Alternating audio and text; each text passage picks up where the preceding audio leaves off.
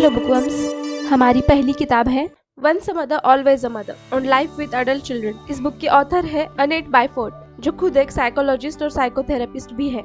एक बार जब आप माँ बन जाते हो तो अंत तक एक माँ ही बने रहते हो, पर इस मदरहुड में बहुत सारी स्टेजेस आती है, early motherhood to grandparent होने तक। ये हर एक स्टेज ऑथर ने बहुत बेहतरीन तरीके से एक्सप्लेन की है। अर्ली मदरहुड से लेकर ग्रैंड पेरेंट होने तक हमारे बच्चों से हमारा nature of involvement constantly change होता रहता है। इस हर स्टेज पर एक माँ के इमोशंस कैसे रहते हैं और उन्हें उसके साथ कैसे डील करना चाहिए ताकि उनका इमोशनल बैलेंस भी बना रहे और वो अपनी मदरहुड को पूरी तरह से एंजॉय कर सके। इसके लिए ऑथर हमें इस बुक में बेस्ट सजेशंस देती है।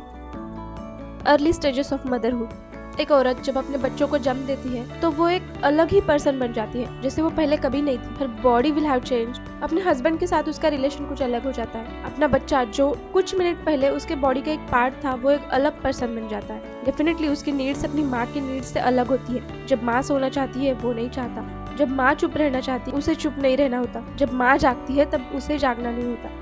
एक नई माँ को अपनी बेबी को रीड करना सीखना होता है, उसकी नीड्स को समझना पड़ता है और उसके हिसाब से रिस्पॉन्ड करना सीखना पड़ता है। फिर जाकर माँ और बच्चा एक डीप इंटीमेसी डेवलप कर पाते हैं। फिर उनको इस बात की तकलीफ नहीं रहती कि वो अलग अलग पर्सन हैं। They can learn each other, they can enjoy each other. से ही सेपरेशन की प्रोसेस शुरू हो जाती है, जब गर्भनाल को काट कर उन्हें सेपरेट किया जाता है। लेकिन माँ को इस बात की बहुत खुशी रहती है कि बेबी के इमोशनल और प्रोबेबली प्रैक्टिकल वर्ल्ड का सेंटर माँ ही है। आपका ध्यान, आपकी प्रशंसा, आपका कंफर्ट, आपका लविंग गेज और प्रेजेंस, ये सभी तो आपका बच्चा चाहता है। यही से बच्चे की बिलीफ सिस्टम एस्टैब्लिश हो जाती है अबाउट वर्ल्ड, अबाउट रिलेशनशिप्स। उससे आगे की स्टेज है जब ग्रेजुअली माँ और बच्चे के बीच एक एक चीज एंटर होती जाती है। ऑफ कोर्स उसके फादर, फैमिली मेंबर्स। ये स्टेज बहुत सी माँओं को थोड़ी आरामदायी लगती है। अपने बच्चे का इंडिपेंडेंस बढ़ते देखना उनके लिए एक्साइटिंग रहता है, बट फिर भी एक बच्चे के लिए माँ का इम्पोर्टेंस मेंटेन रहता है। पेरेंट बनना एक ऐसी जर्नी है जहाँ एक के बाद एक ट्रांजिशंस आते ही जाते हैं। वापसी का तो मार्ग ही नहीं है, बस आने वाली स्टेज को वेलकम करना हमारे हाथ में है। पेरेंट्स के लिए अपने बच्चों को स्कूल जाते देखना भी एक रोमांचकारक एक्सपीरियंस होता है। जब आप अपने बच्चों को स्कूल छोड़ते हैं और उसके क्लासरूम का डोर क्लोज हो जाता है, पहली बार वो एक ऐसी दुनिया में जाता है जहाँ आप नहीं जा सकते। ऑथर ने बहुत सारी माँओं के इंटरव्यूज लिए हैं। उसमें बहुत सारी माँओं का कहना है कि स्कूल टाइम में जो भी सेपरेशन था उसे सभी खुश थे। बच्चे दिन भर जो भी कुछ हुआ है वो शेयर करने में इंटरेस्टेड रहते हैं। ये एक बैलेंस है between closeness and separate independence, जो सभी फैमिली मेंबर्स के लिए अच्छा रहता है। इससे आगे की स्टेज है एडोलेसेंस, जब बच्चे टीनेजर्स बन जाते हैं। इस स्टेज में सेपरेशन एक मेजर फीचर बन जाता है। बच्चों को अपनी पंख फैलाने की जल्दी होती है, इससे पहले कि मदर्स ने सोचा भी नहीं होता कि हमारे बच्चे उड़ने के लिए तैयार हैं, और यही से बच्चा और माँ के बीच कॉन्फ्लिक्ट कैरेक्टर पैदा होती है। अगर इस ट्रांजिशन को हमें स्मूथली हैंडल करना है तो ऑथर हमें सजेशंस देती है कि सभी चीज़ें बदलने वाली है, इसे हमें एक्सेप्ट करना चाहिए। हमें इस सेपरेशन से दुख तो हो सकता है, पर उससे जुड़े पॉजिटिव एस्पेक्ट्स को भी हमें समझना चाहिए।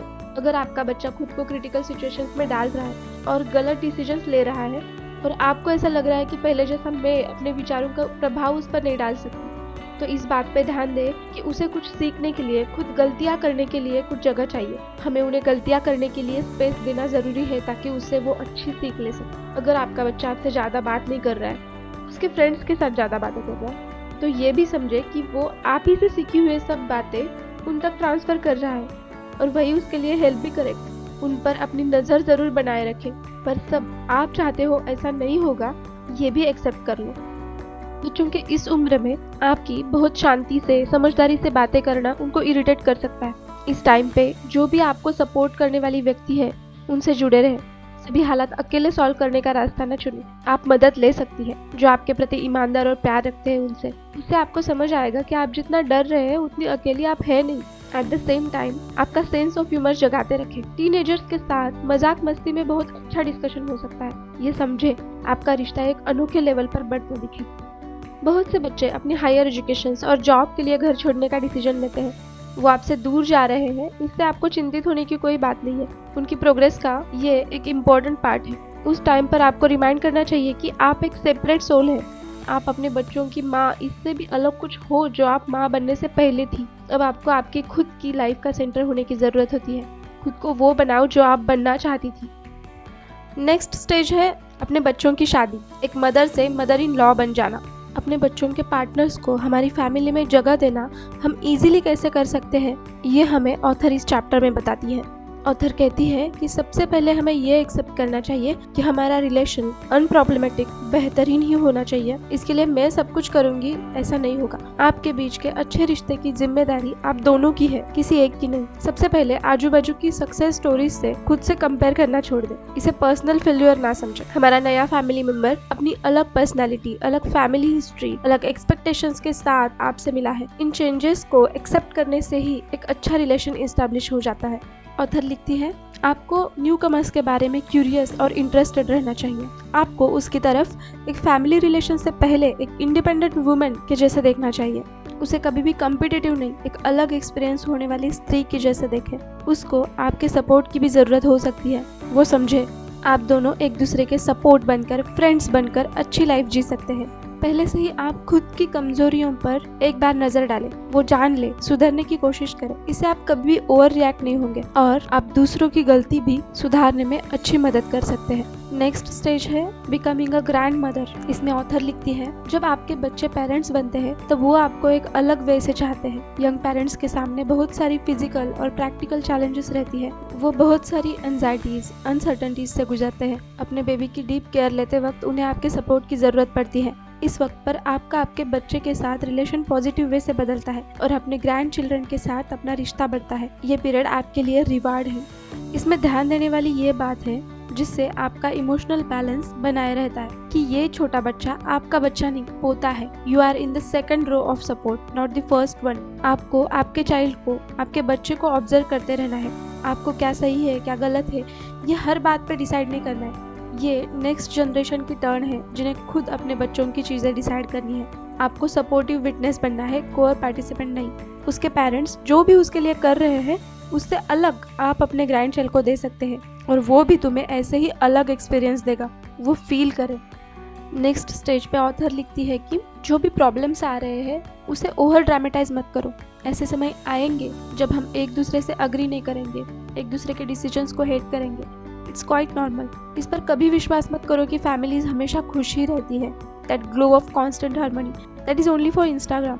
लाइफ में जब जब ये ट्रांजिशंस आती है, चेंजेस आते हैं, उससे कोई ना कोई लॉस तो होता ही है। पर ये चेंजेस कुछ नई स्पेसेस भी क्रिएट करते हैं जिसे भरने का मौका हमें मिलता है। उन्हें समझे, ये समय आपका हो सकता है। As a person, as a couple, as a friend. आपको आपके बच्चों के साथ फ्लेक्सिबल भी रहना जरूरी है। आप आपके बच्चों के नीड्स के लिए खुद को कितना अवेलेबल रख सकते हो वो आपको खुद डिसाइड करना है। इसके लिए टाइम लग सकता है पर यह करना जरूरी है। Sometimes it is possible to say no.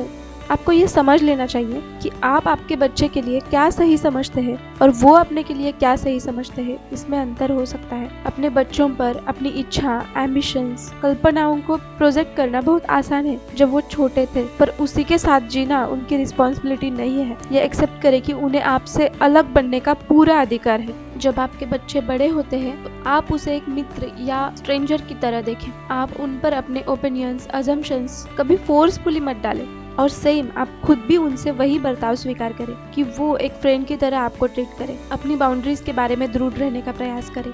यह ना दिखाए कि आपके रिसोर्सेस लिमिटलेस है। खुद की नीड्स को भी क्लियर करें। इंटरेस्ट और सपोर्ट दोनों को मिलना जरूरी है, इसका ध्यान रखें। आपको कोशिश करनी पड़ेगी तभी ये पॉसिबल हो पाएगा। और अंत में ऑथर हमें ये सिखाती है कि अपने बढ़ते एज को लेकर खुद से प्रामाणिक रहे। Growing older is not always easy, पर आप क्रिएटिव और पॉजिटिव अप्रोच के साथ उसे देखें तो वो आपके लिए आसान हो सकता है। हम एज को रोक नहीं सकते पर पुराने विचारों को तो रोक सकते हैं जो हमारी खुशियों की बाधा बन रही है।